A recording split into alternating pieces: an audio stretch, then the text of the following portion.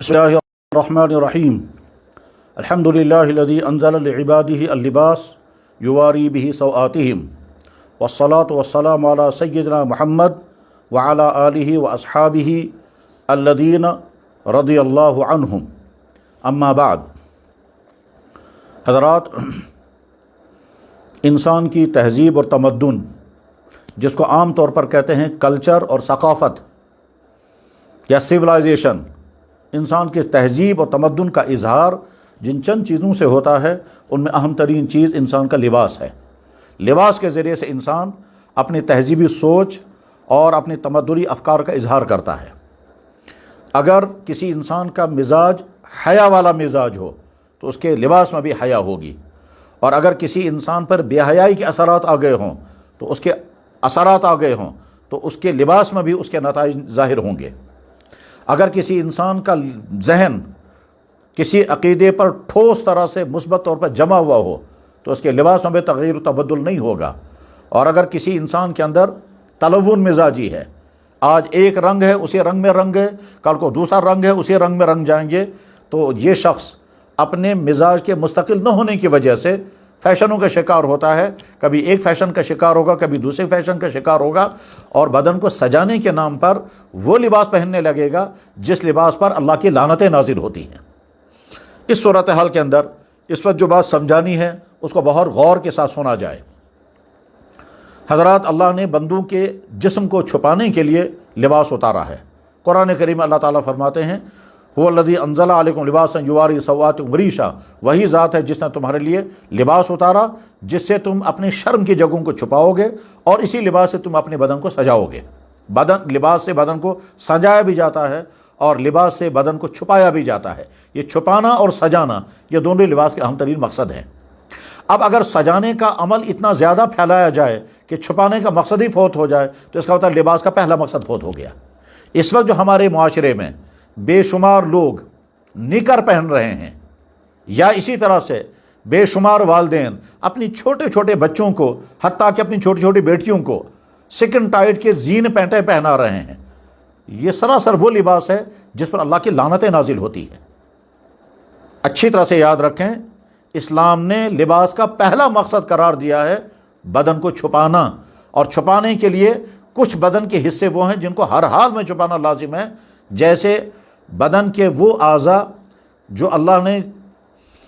جنسی اعضاء قرار دیے ہیں، جنسی اعضاء جن کو کہا جاتا ہے، جیسے ان کو چھپانا ضروری ہے، اسی طرح سے جنسی اعضاء کے آس پاس کے حصے کو چھپانا بھی ضروری ہے. چنانچہ اگر کوئی انسان یہ سوال کرے گا کہ انسان کے مرد کے بدن کے کس حصے کو چھپانا بہرحال لازم ہے، تو جواب آئے گا ناف سے لے کر کے گھٹنے تک کے حصے کو چھپانا لازم ہے. احادیث میں بھی ہے کہ انسان کے ران جو ہے وہ پردے میں داخل ہے. الفخذ عورۃ، بخاری شریف کی حدیث ہے، موجود ہے.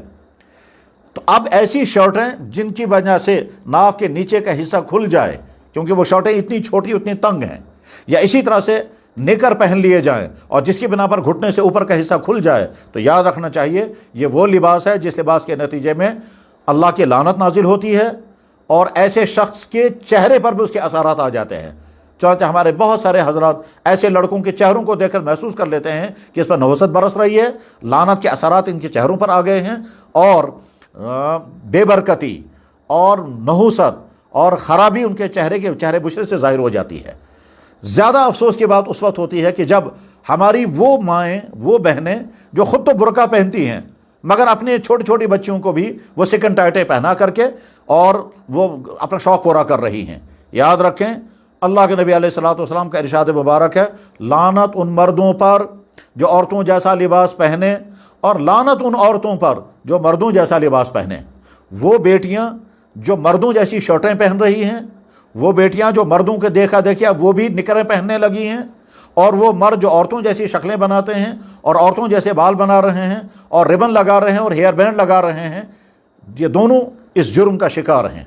بہرحال اختصار کے ساتھ میں عرض کروں گا، اپنی بچیوں، چھوٹی معصوم بچیوں کو یہ سکن ٹائٹ پہنانا چھوڑ دیں، اس کی وجہ سے ڈبل لعنتیں ان ماں باپ پر آئیں گی جو خود تو ایسا لباس نہیں پہن رہے ہیں جس پر لعنت آئیں، مگر اپنا شوق کو معصوم بچوں سے پورا کر رہے ہیں. ظاہر ہے معصوم بچے کا کوئی قصور نہیں، وہ تو اپنا شوق پورا کیا جا رہا ہے اور معصوم بچے کو ذریعہ بنایا جا رہا ہے. یاد رکھنا چاہیے دنیا میں اسلامی لباس کو مٹانے کی جو مہمیں چل رہی ہیں، اب مسلمان کو فیصلہ کرنا ہے کہ وہ مٹانے والوں کے صف میں اپنے آپ کو شامل کرتا ہے یا بچانے والوں کے صف میں شامل کرتا ہے۔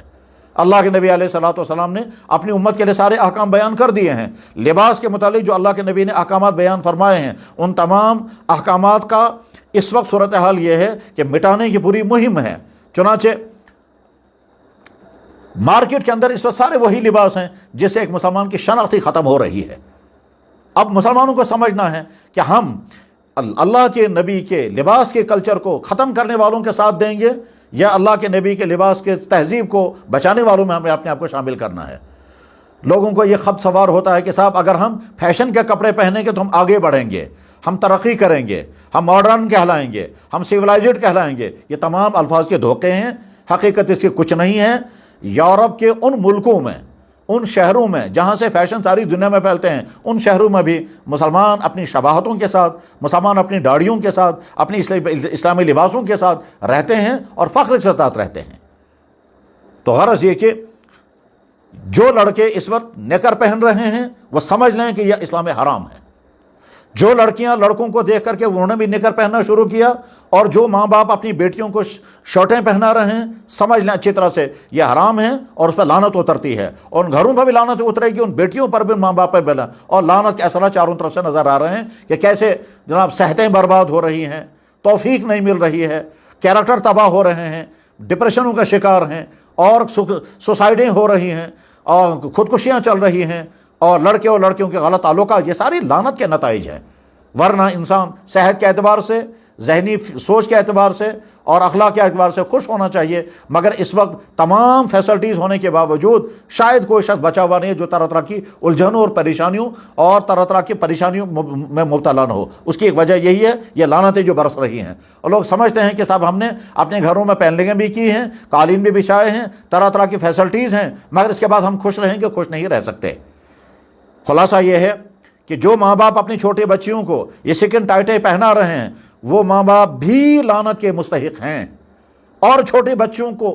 سکن ٹائٹیں پہنا کر دراصل وہ اپنا شیطانی شوق پورا کر رہے ہیں۔ شیطانی شوق اس لیے کہا جا رہا ہے کیونکہ اللہ کے نبی نے لعنت فرمائی ہے ان عورتوں پر جو مردوں کا لباس پہنے۔ اب وہ ماں جو خود برقع پہنتی ہے، جو خود نمازی ہے، اور اپنے چھوٹے معصوم بچی کو وہ سکن ٹائٹ پہنا رہی ہے، سوچا جائے لعنت کس پر اترے گی؟ چھوٹی بچی وہ تو معصوم ہے، اس پر تو نہیں اترے گی، یہ اس پر اتر سکتی ہے۔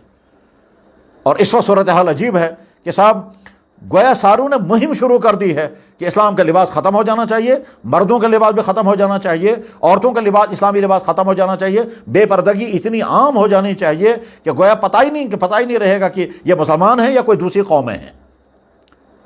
بحیثیت مسلمان کی ہماری ذمہ داری ہے کہ ہم اسلام کی ایک ایک چیز کی حفاظت کریں، اور اسی میں اللہ کے نبی نے لباس کے متعلق جو تعلیمات بیان فرمائی ہیں، اور جو اللہ کے نبی کا لباس تھا، جو صحابہ کا لباس تھا، جو اولیاء کا لباس تھا، جو محدثین کا لباس تھا، اس لباس کے بچانے کے لیے کون اپنے آپ کو آگے لائے گا، اور کون آدمی فیشنوں کا شکار ہو کر کے پھر وہ کرے گا جو یہود و نصارہ اور دوسری وہ قومیں جو در حقیقت اسلام کو مٹانے کی مہم میں لگی ہوئی ہیں، اور ہمارے افراد انہی کے ہاتھوں کے شکار ہو کر کے اور انہی کے اس منصوبے کو عملا رہی ہیں۔ وہ دکاندار جو صرف اپنا پیسہ کمانے کے لیے وہ لباس بیچ رہے ہیں جو لباس اسلام میں حرام ہے، ان کو بھی سوچنا چاہیے کہ وہ بزنس کس چیز کا کر رہے ہیں۔ ٹھیک ہے، آپ کو اپنے پیسے کمانے ہیں، مگر اس پیسہ کمانے کے لیے آپ اسلام کے مٹانے کا کام تو نہیں کر رہے ہیں۔ جیسے دکانوں کے اوپر یہ جو سٹیجوں کھڑے کیے جا رہے ہیں بچوں کے، عورتوں کے، جوانوں کے، اور ان کے اوپر لباس لٹکایا جاتا ہے، یہ لباس بیچنے کا مسئلہ نہیں ہے، یہ دراصل اسلامی تہذیب کو مٹانے کا مسئلہ ہے۔ یعنی گویا خاموش تبلیغ کی جا رہی ہے، آپ کے جوان ایسے ہونے چاہیے، آپ کی عورتیں ایسی بے پردہ ہونی چاہیے، آپ کے بوڑھے جو ہیں وہ ایسے بننے چاہیے۔ تو یہ تو کلچرل حملہ ہے، یہ تو دراصل آپ کی اسلامی تہذیب کو مٹانے کی مہم ہے، اور ہمارے دکاندار بڑے فخر کے ساتھ اپنے چند پیسوں کے کپڑے کو بیچنے کے لیے سٹیچو لگاتے ہیں اور گویا تبلیغ کر رہے ہیں کہ آپ کے بچے ایسے بننے چاہیے۔ بہرحال اللہ کرے